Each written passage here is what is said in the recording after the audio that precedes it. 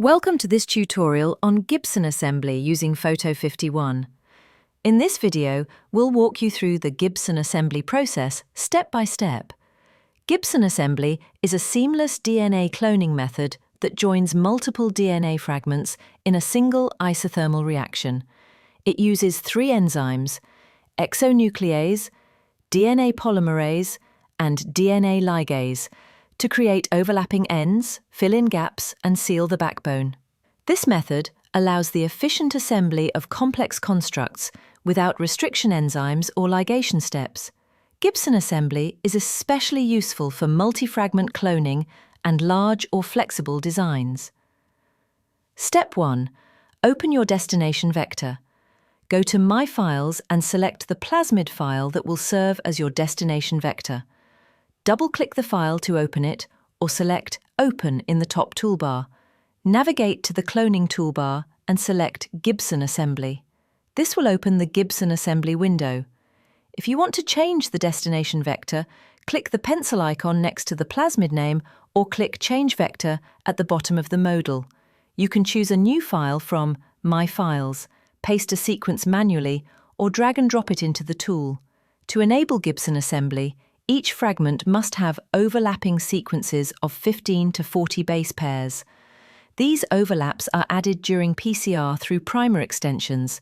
In Photo51, these overlaps are generated automatically. Select the region or feature of your destination vector you want to use. Click Create Primers from Selection. At first, only the annealing portion of the primer will be shown. Once inserts are added and the assembly is performed, the overhangs will be displayed in red text. Step 2. Add your inserts. Click Insert at the top of the screen or plus New Insert at the bottom right. Select your insert from My Files or enter the sequence manually by pasting or drag and drop. You can add multiple inserts if needed. For each insert, select the desired region and click Create Primers from Selection. Again, only the annealing region will appear at first. The full primer with overhangs will be shown after assembly. Step 3. Assemble your construct. Once all primers have been created for the vector and inserts, click Assemble at the top or bottom right of the modal box. You will be taken to the assembly screen. Here you can set the overlap length, the annealing temperature for the overlaps, and the target annealing temperature. Once your parameters are set, click the Assemble button. Photo51 will now generate the overlaps and simulate the assembly of your new plasmid.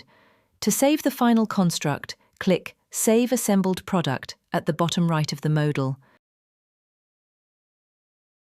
You've now completed Gibson Assembly using Photo51. Thank you for watching.